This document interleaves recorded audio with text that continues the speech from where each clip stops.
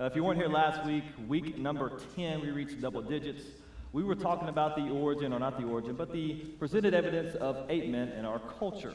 Week before that was what the Bible tells us about the origin of humans, which was that, of course, we're made from Adam and Eve, one man, one woman. That's where humans came from. Of course, secular science says, no, we come from ape men and ape women. Two very conflicting ideas, which reminds me of a story I heard about a little girl who went to her father and said, Daddy, where do we come from? He said, well, God made Adam and Eve, and they had kids, and their kids had kids, and that's where humans come from. She said, okay. A couple days later, she goes to her mom. Mom, where do people come from? Well, honey, you see, millions of years ago, monkeys turned into ape men, and then ape men and women turned into humans, and so we evolved over millions of years. She said, okay. So she was confused. She goes back to her dad, and she says, Dad, how is it that you told me we come from Adam and Eve, and Mom tells me we came from monkeys? He said, honey, that's simple. You see, I was telling you my family tree, and she was telling you hers. There are two very conflicting ideas. We looked at last week, there are three ways to get an ape man. You can either upgrade ape fossil, interpret it with more of a human flair. You can downscale a human fossil, interpret it more with an ape flair, or you can take ape fossils and human fossils, put them together, and you get your true ape men. And of course, there are really no true ape men. We saw that last week. Yet it's still presented as absolute science in your textbooks, and if you want to get really upset, just watch a special on Nova, or on the Discovery Channel, or National Geographic, or PBS. I could go on. It is everywhere. And again, I think it's that idea of some people trying to push a particular worldview to replace the Christian worldview with a different one of secular humanism.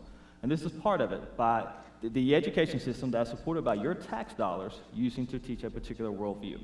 I'm going to show you a clip of Dr. Al Mohler, who is the president of the Southern Baptist Theological Seminary. I can't remember. He did a conference over at Answers in Genesis, and he actually talked about this very topic. Check this clip out.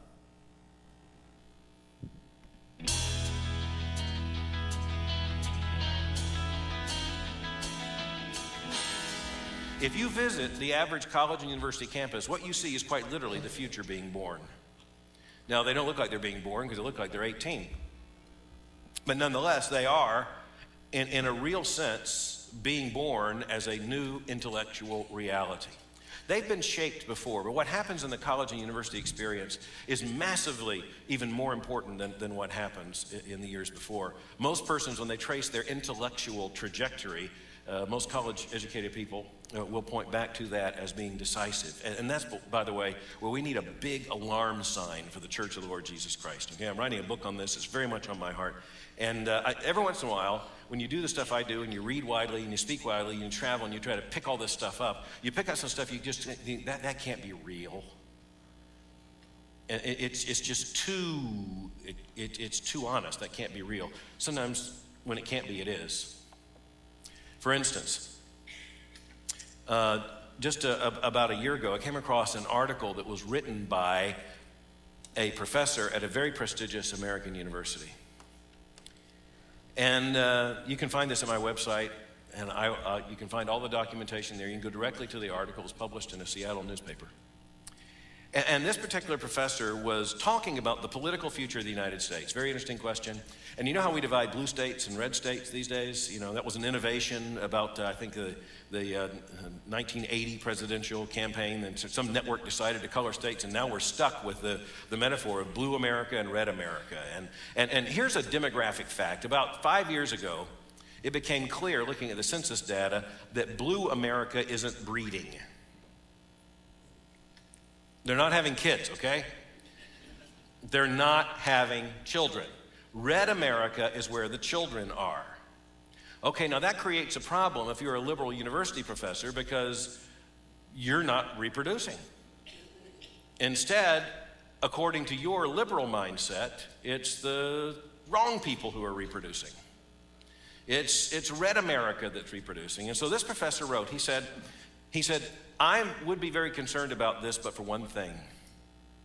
He said, those of us who hope for a more secular, more liberal, more progressive future for the United States, those of us who inhabit the social space, the tenured social space in his case, of the American College and University campus, see things not going our way, but against us when we look at the reproduction rates. But he said, in the end, we don't need to worry. He said, we don't need to worry. I'll never forget exactly the way he put it. He said, because one day, the SUV is going to drive up to my campus, and the door's going to open, and the parents are going to proudly deliver their children to me, and then they're mine. And that's exactly the way many think. Who wouldn't dare put it that way? And he went on to say, look, it actually isn't bad for us if we let them put the money and the time into raising them, if they'll then do that and then deliver them to us, and then they're ours. It's powerful, right? Something we need to be aware of, equipping ourselves and our children to deal with this type of mindset. And so what we're going to look at today are the alleged intermediates. We've said this numerous times when we looked at the fossil record, that there should be billions upon billions of transitions. If evolution is true, we don't see those. There's only a handful that evolutionists are willing to argue over. We're going to look at most of those handful tonight. Before we do, just a quick review. Let's just remember a couple of things. Number one, secular science has no idea how life first came about. As a matter of fact, some think aliens did it because they're so unsure. Not only that, but according to the scientific evolutionary model, you'd have life coming around 3.5 billion years ago, single-celled organisms, and then we find above that in the Cambrian layer, called the Cambrian explosion, every single major phylotype appearing out of nowhere with no transitions. So you go from single-celled organisms to multi-million cellular organisms with no transitions. And remember, that is 75 to 80% of all of evolution that supposedly ever occurred right there with no evidence. None. It's not even argued about. It's just not there. And then as we looked at the fossil record, it is indeed billions of dead things buried in rock layers laid down by water all over the earth. And these dead things are distinct kinds of plants and animals. There just aren't the intermediates science need. There's only a handful. That's what we're looking at tonight. And even Darwin said, if my theory is true, why isn't every single layer of dirt full of these intermediates? They're just not there. So we're going to look at the supposed intermediates presented today. And remember, science suggests that this is the basic flow of evolution. You have life coming about around 3.5 billion years ago, then you get bottom sea dwellers, and then fish, amphibians, reptiles, and mammals. And we talked back, I think on week 6, when we talked about the fossil record, why you would expect to find that general order in the fossil record due to where they live, ecological niches, mobility, density, so forth and so on. So if we don't have any evidence of any intermediates here, the next place to look would be, what about here?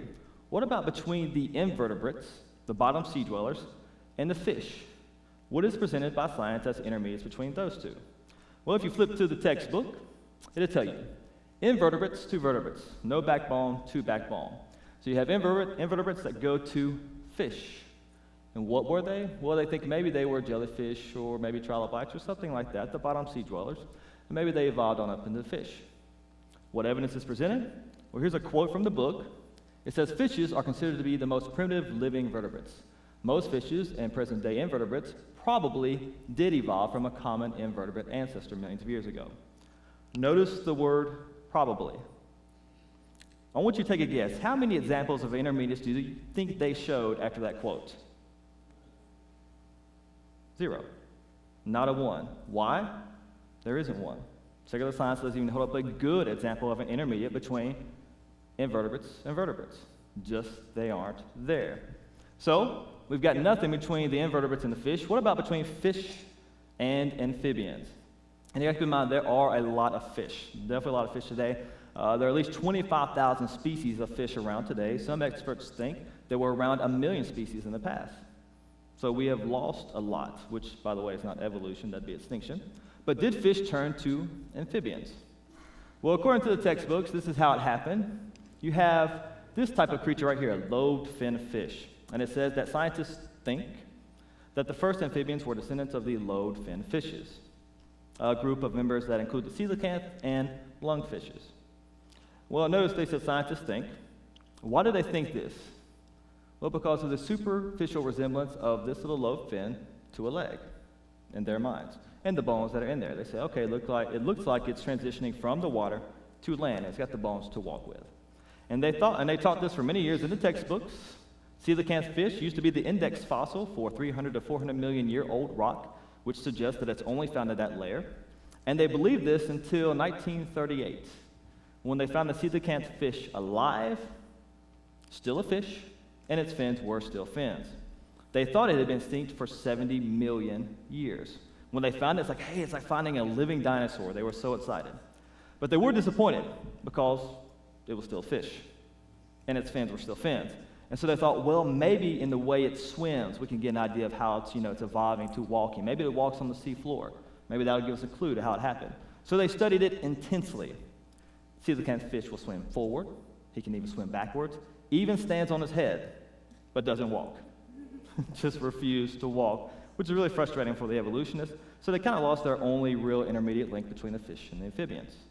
But don't lose heart. A few years ago, they found this guy right here, Tiktaalik, which is just a great name, by the way. A species of extinct lobed fin type fish. And this guy is not only an amphibian, not only the transition between fish and amphibians, but he's also your inner fish. The author Neil Shubin, who is the gentleman who discovered Tiktaalik, tells us that he's part of our evolutionary line. I'll let him tell you in his own words in this clip of the news release about Tiktaalik, and also following this is a clip from Animal Planet showing us how Tiktaalik was indeed a real intermediate. Paleontologists have discovered the complete fossilized remains of a new species that marks when fish first walked out of water onto land 375 million years ago. According to the University of Chicago's Neil Shubin, co-leader of the Arctic expedition that found the missing evolutionary link, Tiktaalik is the most compelling example yet of an animal that was at the cusp of the fish-tetrapod transition. It's a fish that blurs the distinction between a fish and a land-living animal. It looks like a fish in that it has scales and fins, but when you look inside the skeleton, you see how special it really is. It has, inside its fin, a wrist and finger-like structures. What is this thing telling us? It's telling us that this is a fish that can live in the shallows or even make short excursions onto land. As described in 2 linked research articles highlighted on the cover of the April issue of Nature, Tiktaalik was a predator with sharp teeth, a crocodile-like head, and flattened body, while maintaining fish-like features such as scales, fins, and a primitive jaw. Now, what's really important here is we're not just dealing with some aberrant or crazy group of fish. What we're dealing with here are pieces of our own bodies. This is not just some archaic, weird branch of evolution. This is our branch of evolution. These creatures, including a remarkable fish called Tiktaalik, are starting to sense the change in their world.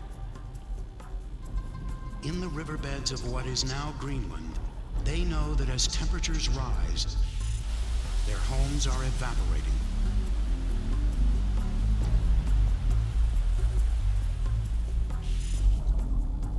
But they have a defense, a revolutionary adaptation that may help them survive the apocalypse. Sensing the danger, this family sets out on a long journey.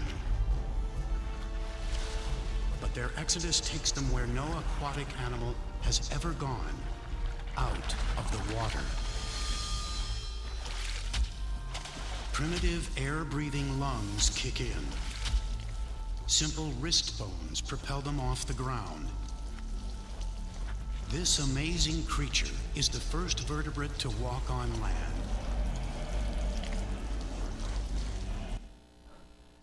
I can't help it. I get a little angry every time I watch videos like that.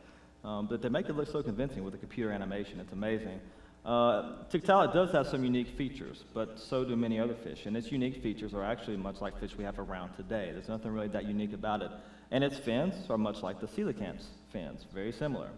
Here's a quote that says, "The discoverers claim that his fins helped him prop himself up out of the water and move. But evolutionists had similar high hopes for the coelacanth fin. That didn't turn out so well." Also, indeed, Tiktaalik's fins were not connected to the main skeleton. Therefore, it was never meant to bear weight. In other words, it was just meant to swim, not to actually walk with. So it could not have supported its weight on land. And then if you look at his actual fin, there's Tiktaalik right there. And this is the supposed progression from fish to amphibians. And there, you see there's no real clear line of progression. You can't see any order there. And I like how this secular scientist tells us. He says, in fact, when you look at it more closely, you have to use more homeoplasties to explain away the anomalies. Now, homeoplasty is the idea of convergent evolution or analogous evolution. This is the idea that the same appendage, like a wing or leg, can evolve in different places at different times because to common function or need. So here's the intriguing part about this idea. If things look alike, evolution explains it. If things look different, evolution explains it. Isn't that convenient? Either way you go, evolution explains everything, which really means technically explains nothing. You can check that out in more detail if you want. But a good example of a homeoplasty would be the idea of flight. Do you realize that evolution suggests that flight evolved 4 separate times between the bats and the birds, the pterosaurs, and the flying insects? 4 times? Really? Isn't one implausible enough? But by the way, just a little side note, do you know what you call the intermediate between a rat and a bat? A brat.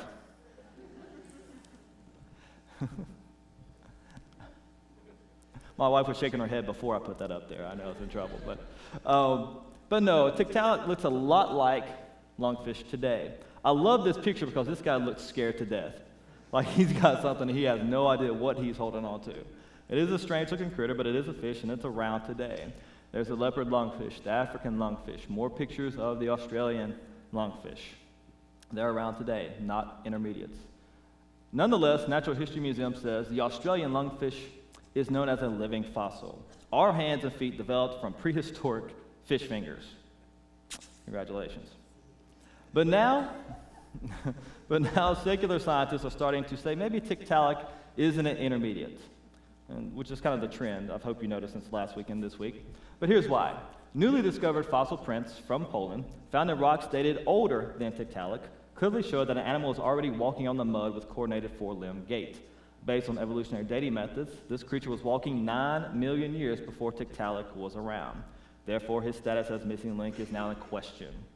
I love this quote from this particular scientist who says, "We thought we had it all figured out. We thought we had it pinned down how the origin of land tetrapods came about, that's animals walking on land. Now we have to rethink the whole thing." It's 2010. And you know, Tiktaalik is a unique fish, no doubt about it, but there's a lot of things that are unique in this world. You ever thought about the platypus? When I first started looking at creation-evolution debate and really started researching the evolutionary side and the evidence presented for evolution, I thought that this would be one of the biggest problems I had to deal with. I mean, just look at it. Doesn't it look like an intermediate? It's got all kind of crazy stuff going on. You got the bill, the tail, whatever that is, fur. I mean, it's crazy. And so I thought there'd be tons of papers by scientists saying, hey, this is a perfect example of an intermediate. Do you know, through all the reading I've done a lot, how many times I've heard this mentioned as an intermediate? None. It is never mentioned. Not once. Do you know why? Because it's what you call a mosaic rather than a transitional. All its different parts, although they're unique parts, they're fully formed. The bill, for example, it's not a half bill, half jaw. It's a full bill. And so it's a collection of unique things, but they're all fully formed. Nothing is in transition. That's why it's never used. Same thing with a couple other animals. But there are some really unique fish that are around today. Check out this short little clip from National Geographic about the mud skippers. Mud skippers, which can be found in the mud flats of mangrove forests from West Africa to New Guinea, are fish that spend most of their time out of the water. They walk, eat, and court on land. They're the only fish to do all this on land instead of in the big drink.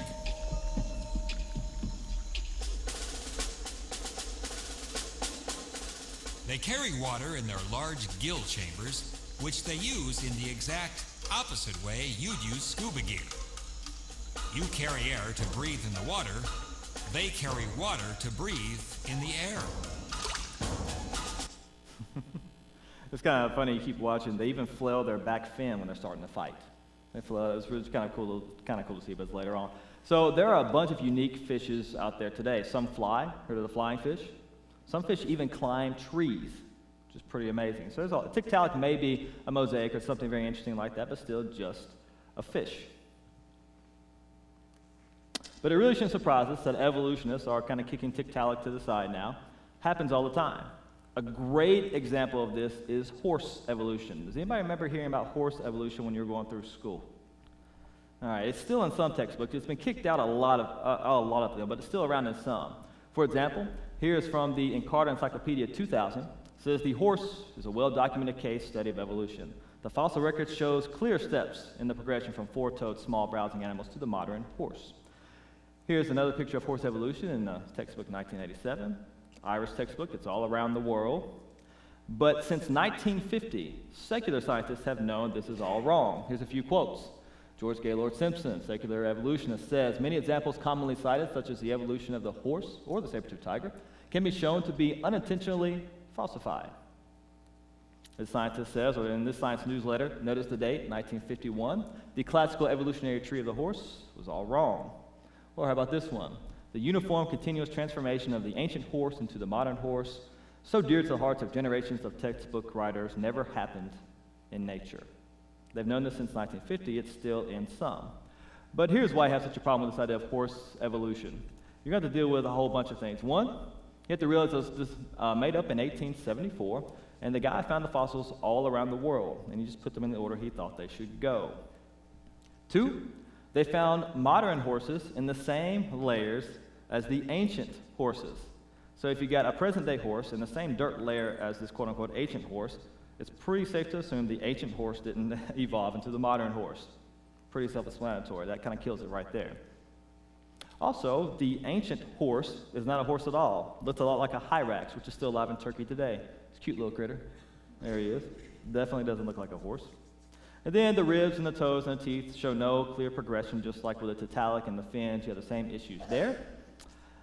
South America has the fossils going in reverse order. In North America, we find three-toed horses on the bottom, one-toed up top. South America is the reverse. And then they're never found in the presented order, and we do find three-toed horses in the same layer as one-toed horses. So that kind of kills it right there. That's why it's been proven wrong since 1951. But you still see it around a lot. But also bear in mind that horses today have a ton of variation, right? And even though it's been proven wrong since 1950, check out this story about the Tulsa Zoo. They had a display of horse evolution up in the zoo, proving evolution. A guy goes through, recognizes the display, and says, hey, that's false. That needs to be taken down.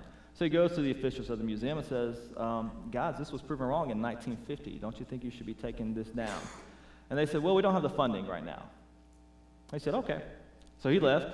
He goes to a sign shop, gets an estimate for a sign that says, this current display is inaccurate. We will take it down as soon as we get the funding. He goes back to the zoo, says, okay, hey, I got this bid for a sign. I'll pay for it. I'll have them deliver it to you guys. When do you want it? They're like, no, we're not taking it down.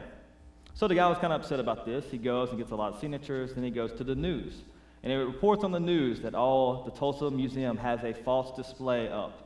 Guess what happened the next morning? They found the funding. The display was gone. It was amazing. They took it down. But then 6 months later, guess what they did? They put it back up. Now, is that education or indoctrination? I'll let you make the call, but something to think about. Yale University, over at the Peabody Museum, still has horse evolution on display. And by the way, arranging animals in order on paper does not prove any type of relationship or descent. Even if you find them buried in particular order, it doesn't prove anything. If you find me buried on top of a hamster, it doesn't mean he's my grandpa. Okay?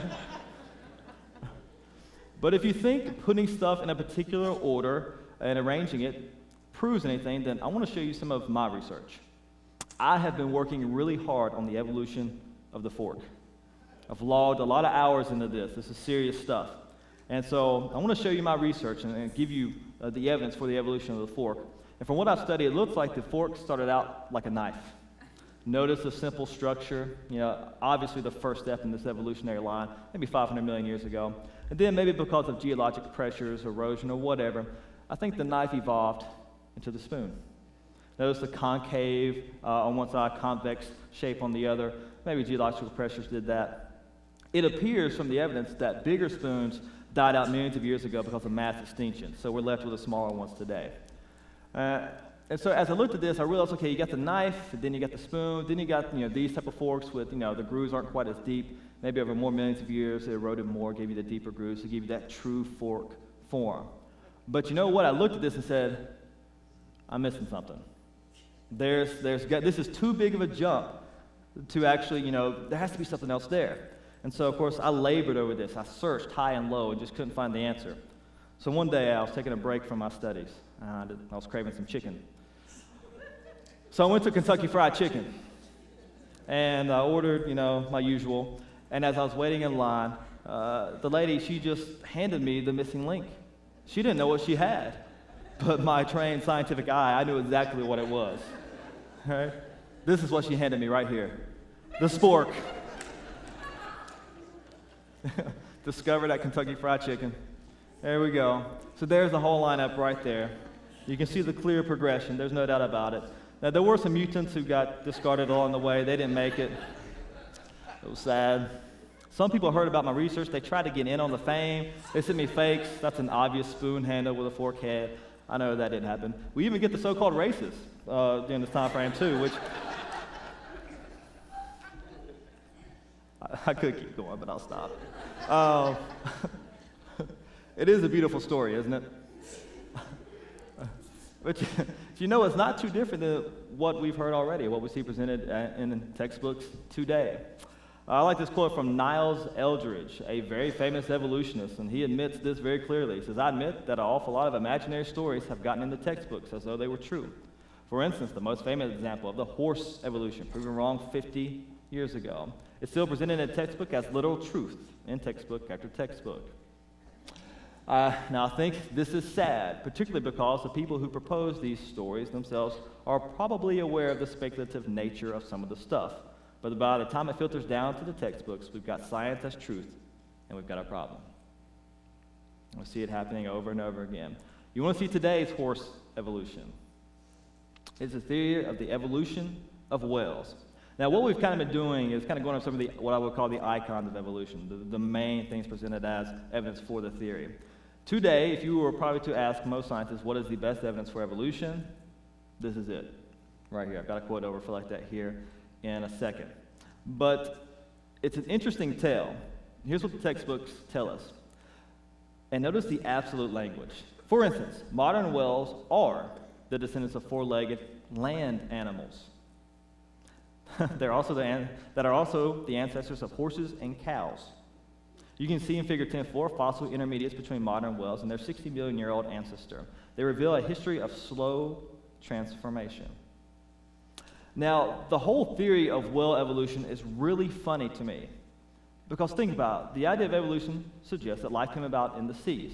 And then life is doing its darndest to work its way out of the seas. It's evolving onward to fish, amphibians, to reptiles, and mammals.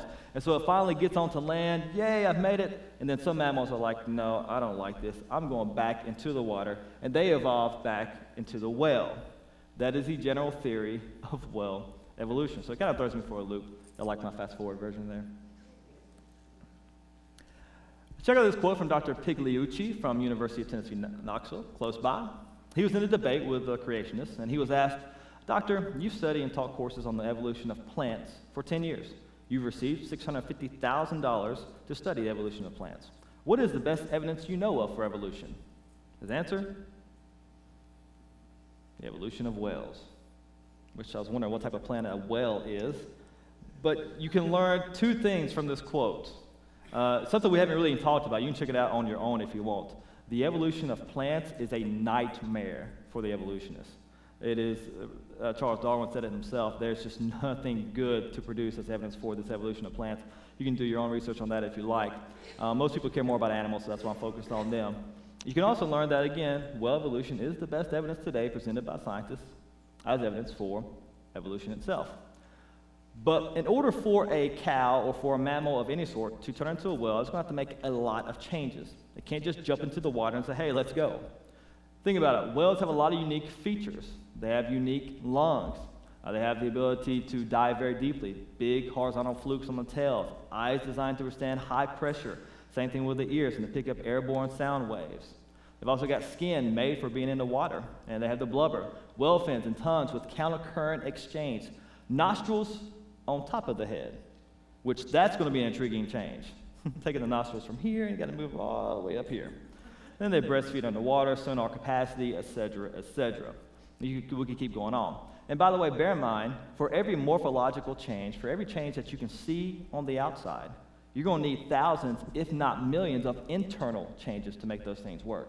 So we're talking about thousands upon thousands, or probably millions upon millions of changes to go from a mammal to a whale. So how do they suggest it happened? Well, first you need a mammal. There have been multiple mammals suggested, but the most popular one as of date is called the Pakicetus, which is just a fun name to say. But originally, they found I won't tell you what they found, but they found some bones. And they said, here is the Pakicetus. And notice, this is the guy who discovered it, by the way. This is his quote. In time and in its morphology, body shape, Pakicetus is perfectly intermediate, a missing link between mammals and whales. And notice the drawing. You have kind of this half and half creature, half land, half aquatic. So what do they find to get this drawing? You ready? They found the shaded portions of the skull. Just the shaded portions. There, and you get that. Now, they kept digging in the same area, and they found some more bones, and they realized, oh yeah, Pakicetus, it was definitely more like a wolf-like creature. It has the same structure. But they said, nonetheless, it still has to be an ancestor to whales. Why? Because of one ear bone. They said, man, this ear bone looks similar to a whale's ear bone. That means it must have evolved into a whale.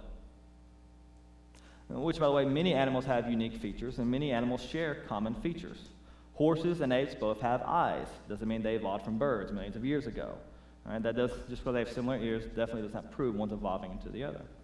But nonetheless, they go on to say he is a whale, or going to turn into one. And I love this quote. He says, the bones show us that Pakicetus were land mammals and indicate they were runners. The first whales were even efficient runners. So you go from Pakicetus to Ambulocetus. Notice the picture, notice how the legs are starting to move backwards a little bit. Talk about that here in a second. What do they find? Well, here's the skeleton drawn in one of the textbooks. There's the reconstruction of what they thought Ambulocetus looked like. What did they find? The shaded portions. That's it. So you go, this is what they drew, this is what they actually found, and these two pieces of bone were found in a layer of dirt 15 feet above the others, probably not even the same animal. So throw those out too. But even though there's fragmentary fossil evidence, notice the quote. Without any pelvic bones found, they said, like modern whales, it swam by moving its spine up and down. As such, Ambulocetus represents a critical intermediate between land mammals and whales. Notice they made these major conclusions without finding any of the important fibula, pelvis, or tailbones. They just assumed it was a whale, so they gave it a long tail. And what's even more disturbing than this is that they found fully formed normal whales in layers of rock underneath Ambulocetus, which means they were, even in the evolutionary mindset, they would have whales existed before Ambulocetus, therefore Ambulocetus cannot be an intermediate, yet still presented as evidence for whale evolution. When it's discovered in National Geographic, this is what they drew. Notice the webbed feet right here. Notice the hind legs going backwards. Why do they have that? Well, they need these legs to kind of go away over time. And they need them to be less, what's called vestigial or leftover remnants of what used to be. You see, according to science, the little bones here in the back of the whale, they are leftovers of vestigial structures. Notice the quote. Whales have a vestigial pelvis and leg bones that serve no purpose. These structures are evidence of the whale's evolution from four-legged, land-dwelling mammals. These bones right there. And I love this book. It says, just imagine whales walking around. It's true. And I got to tell you, I have tried and I have tried. I just can't imagine, but I've really tried. But here's what a vestigial structure is. We're going to focus more on these next week, but here's the idea. It's that it's a particular part of the body that's lost its function during the evolutionary change. So they suggest that the whale lost its back legs, and those little bones are now just leftover bones from where it evolved from land-dwelling mammals. So are these little bones right here leftover legs? I bet you can guess my answer. Let me tell you what they are. They are not leftover legs. They are not attached to the vertebral column, which means they're not meant to support weight, which means they're meant to do what they do in the water. Pretty straightforward. They have a known function, and it differs in males and females, but there is a known function. So the people who say they have no known function are either ignorant about the whale anatomy, or they're not telling the truth about what they know. We know that these particular bones are used to strengthen the pelvic wall and act as an anchor for reproduction. You can research that on your own, but that's what they do. All right? Pretty straightforward. And then I'm going to skip down to Basilosaurus because we could be here all night trying to go through every single one. They present Basilosaurus as an intermediate, but Basilosaurus is very straightforward, a unique type of whale. There's nothing half land animal, half aquatic about it at all. As this particular secular scientist says, there's no possibility of this guy being an ancestor to modern whales. He's a fully formed thing. And although we found hundreds of skeletons of Basilosaurus, there's nothing which will qualify them as intermediate between the two that have been between whales and land mammals. There's just nothing there. Basilosaurus was fully aquatic, and again, the appendages in the back were used for grasping during mating, not useless evolution leftovers. And what's really intriguing is this, is that as science has the ability to look deeper and deeper and further in on the molecular structure of these intermediates, supposed intermediates, they expected to find more commonality on the molecular level that supported their idea. You know what they found? Just the opposite. The further they can zoom in and look at the molecular structure of these supposed intermediates, the more they realize they're very, very different, that they're not connected. It's kind of cool. You can check it out on your own. But despite everything I've just told you, and there's a lot more, I kept that short, believe it or not, this is what your kids are going to see if they watch National Geographic.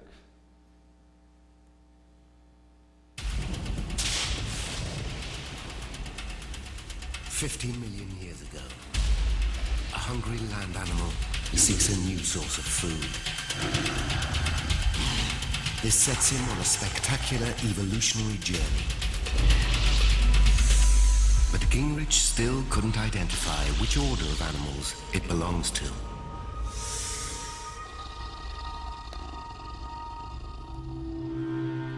Then he spots a tiny, S-shaped bone in the ear region.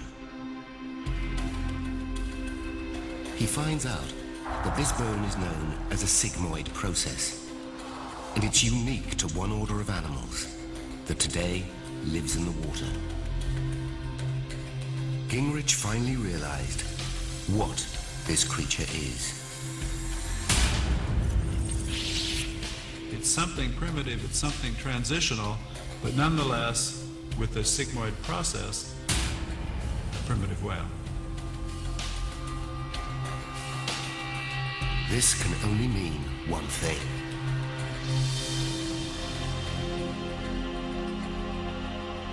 The modern whale began life as a land animal. The whale's ancient ancestor, named Pachycetus, faces a survival crisis.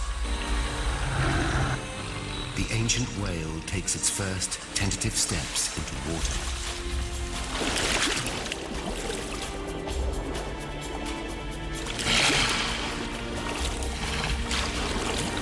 This is why Pachycetus disappeared. It had simply evolved into a new species. Poor swimming skills made Pachycetus vulnerable, so it adapts in 3 key ways to swim better. His tail develops muscles and flattens like that of an otter.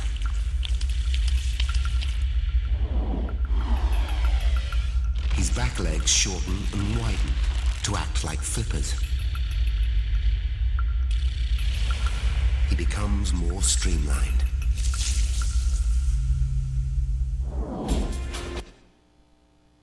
And then just due to lack of time, of course, sped it up a little bit. It goes from Pachycetus down to, you'll see Basilosaurus, there it is, in the transformation. From its wolf-like ancestor, it struggles between land and water before finally adapting to the ocean.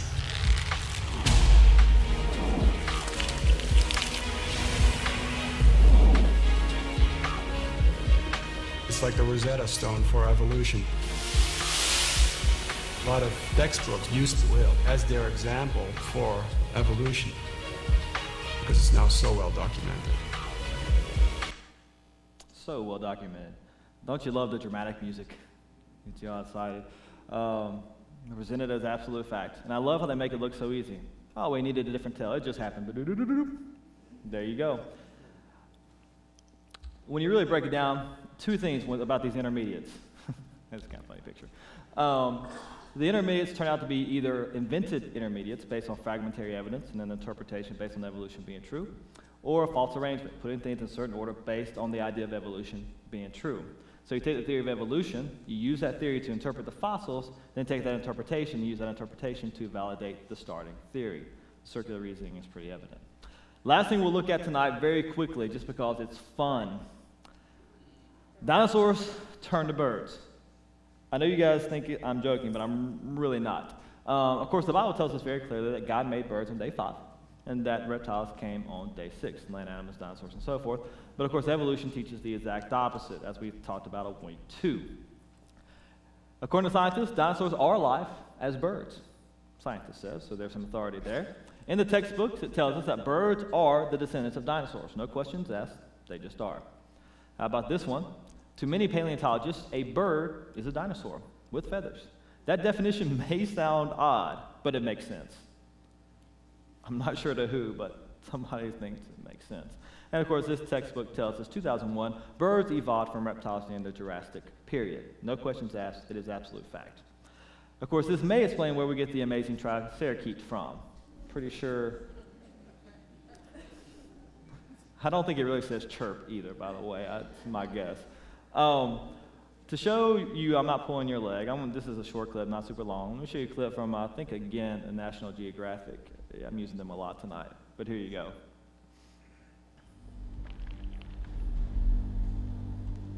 But the Victorian fossil hunters also made another discovery. These theropods share key characteristics with one modern-day order of animals. Mark Norell is one of the world's leading dinosaur experts.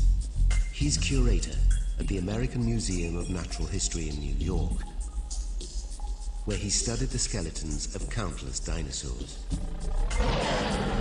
He's well placed to explain the links between the most famous theropod of all and one modern-day animal. But which modern living animals? The dinosaur descendants that still live with us today are birds. The Victorians suspected it, and now modern science supports it. If you were to choose a modern bird that has retained most dinosaur characteristics, look no further than the modern turkey.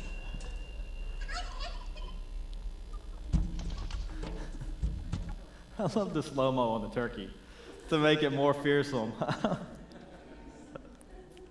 Okay. So how did they suggest this happened? Well, the main evidence you'll see will be something called Archaeopteryx. Who's heard of Archaeopteryx? It's been around for a really long time. Yeah, presented as it's probably one of the icons of evolution, if you will. If you buy any one of those little bags of plastic dinosaurs, you always get an Archaeopteryx in there somewhere. But they say, yes, this shows us an intermediate between dinosaurs and birds. Here's why they think that. Like modern birds, it had flight feathers, but otherwise it was more like small bipedal dinosaurs. Archaeopteryx had teeth, wing claws, and a tail like with many vertebrae. And Archaeopteryx, the word actually means ancient wing, and it did have claws on its wings. This is very true. But at least 12 other birds have claws on their wings today. That's not that big of a deal. The hoatzin, we know swans, the ibis, they have claws on their wings. Also, the ostrich has claws on its wings, and nobody says it's evolving into a reptile. It did have teeth. This is true. But some birds today have teeth. Not all, but some. If you think about it, some mammals have teeth, some don't. Some fish have teeth, some don't. Some of us have teeth and some don't. So,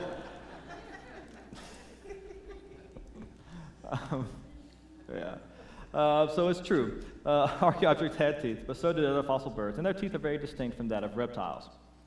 Also, its tail Yes, it has a unique tail, but also that resembles the swans. Nothing too crazy about that. And if you take a closer look at the brain of the Archaeopteryx, it had the brain of a bird brain. Not sure that's a good thing, but it did, so it was perfectly able to fly, just like any birds today. Skipping this because we're running out of time. If you look at the Archaeopteryx, it had a bird-like pubis, bird-like bones, bird-like eyes, cranium, teeth, jaws, wings, perching feet. I'm pretty sure it's safe to say it was a bird. As a matter of fact, Alan Fiducia, a world authority on birds, secular evolutionist, definitely not a creationist, this is what he says about Archaeopteryx. Paleontologists have tried to turn Archaeopteryx into an earthbound feathered dinosaur, but it's not. It is a bird, a perching bird, and no amount of paleobabble is going to change that. I like that quote, paleobabble. And plus, we found fully formed normal birds underneath the Archaeopteryx, supposedly older by millions of years, so Archaeopteryx cannot be that missing link. And this is what this guy says. And so if you're going to change a bird to a dinosaur, all kinds of problems. I'm going to zoom through this fairly quick because I know it's close to time to go. But first, you need to have the development of feathers. And of course, the textbooks tell us, well, the feathers came from the scales. I don't know if you've looked at them lately. Scales and feathers are really different by a long shot. A scale is just a fold of skin. Feathers are very, very intricate. They are made of keratin, same protein, that's true, but that's where the similarities end. Plus, they might be made of the same stuff because they have a common designer, which we'll talk more about next week. But if you examine the detailed structure of a feather, it's amazing. The hook and the barbules and the shaft, the way they interleak together, the primary, the secondary feathers, they are amazing. And they are intricately designed to do exactly what they do, as we would expect. Some are even more amazing, like the peacock feather. Just a side, like a homework thing, if you want to do this, go check out why the peacock has colors in its feathers and where those colors actually originate from. It's not what you think. It is fascinating and amazingly complex, too. Just check it out if you get a chance. And I like this quote from this secular scientist. He says, feathers are traditionally considered to be homologous, that is, similar to reptilian scales. However, in development, morphogenesis, where they come from, gene structure, protein shape, sequence, filament formation, structure, feathers are different. I think that gets the point across. Then you need a new respiratory system because birds have a unique lung system that's designed to do exactly what they do. Imagine that. It's called a countercurrent exchange system, gets maximum amount of blood into, or maximum amount of oxygen into the blood. Very different from reptilian lungs. Birds have a 4-chambered heart. Reptiles have 3. Of course, they're going to have to learn how to nest, bless you. They have different eggs than reptiles. Of course, the bones are very different. Birds have hollow bones. And this is just kind of fun, by the way. Dinosaurs come with 2 different types of hips. Some have what's called the bird hip, because they face what we would call backwards, and others have what's called the lizard hip. I'll give you one guess as to which one the evolutionists suggest turned into birds. It's the lizard hip, because of some other features about bipedal dinosaurs. So now you've got to turn the hips around because they're backwards too. All kinds of crazy stuff you'd have to change around. You need tons of intermediates. Then what about flying? How do you learn to fly? You can't just put feathers on dinosaurs and say, hey, give it a shot. It's not going to hurt that bad. All right? That's not going to work. Just isn't going to happen. And Stephen Jay Gould here says, and what good is a half wing, half arm? You ever thought about that? If evolution is true, I mean, this poor guy, he can't fly, he can't run really well, he's kind of stuck. Natural selection is going to choose him to die. And it's really fun. If you just want some entertaining reading, go and look at the suggested evolution of flight from dinosaurs. Some think they started on the ground and they ran and they jumped and they flapped their arms and they got better and better, got higher and higher. Some think dinos climbed trees and jumped off and soared down and got better and better over time. It's entertaining. I challenge you to give that a shot. And then, of course, you need a new nervous system. You need bills, you need beaks, you need different organs to produce their unique sounds. And of course, birds are found in layers underneath dinosaurs, which kind of kills that whole idea to begin with. And we could go on. I'll summarize with this quote again from Alan Fiducia. He says, there are plenty of other reasons to refute the dinosaur-bird connection. How do you derive birds from a heavy, earthbound, bipedal reptile that has a deep body, heavy balancing tail, and shortened forelimbs? It's biophysically impossible. Yet still presented as absolute fact in your textbooks and on every, Discovery Channel, National Geographic, so forth and so on. And then just real quickly, some people ask, well, what about amphibians to reptiles? What's presented there? Answer, pretty much nothing. As a matter of fact, next time someone challenges you with the question of, well, what happened to the dinosaurs? You can tell them, well, I'll tell you the answer, because you guys know. in this class, right? I'll tell you the answer. But before I tell you the answer, you tell me this. Where did they come from? Do you realize that secular scientists have no good ideas about the evolution of dinosaurs? Check it out. It's intriguing. You have the same thing with reptiles to mammals. Only a few intermediates presented, and it's much like whale evolution. I'm not going to bore you with all the details. So, summary of the fossil record. Ernest Mayr, famous evolutionist, he says, given the fact of evolution, one would expect the fossils to document a gradual, steady change from ancestral forms to the descendants. But this is not what paleontologists find. Instead, he or she finds gaps in almost every phyletic series. And Ariel Roth, another evolutionist, says, despite this truth, look at the bottom, the public hears nothing of this problem. So all of these suggested intermediates, they turn out to be, very simply, either invented intermediates or false arrangement, based on the idea of evolution being true, based on circular reasoning. So why can't evolutionists find any good intermediates or any good evidence to support their theory? I have a theory about that. Here's my theory. I think 6,000 years ago, God created everything. You guys can take it from there. But despite everything we've talked about up to this point, Richard Dawkins, knowing of this, still says that it's absolutely safe to say if you find someone who doesn't believe in evolution, that person is either ignorant, stupid, insane, or wicked. He actually suggests that if you do not believe and teach evolution to your kids, that's child abuse. Which really kind of brings home these last two verses. Romans 8:28. Since they did not think it worthwhile to retain the knowledge of God, he gave them over to a depraved mind. 2 Thessalonians 2:10. They perish because they refuse to love the truth and be saved. And for this reason, God sends them a powerful delusion so they'll believe a lie. Let's pray. Heavenly Father, God, we thank you for this night. We thank you for your word. Thank you for you. Lord, I pray that as we leave, you would use us to glorify your name. We pray in Jesus' name. Amen.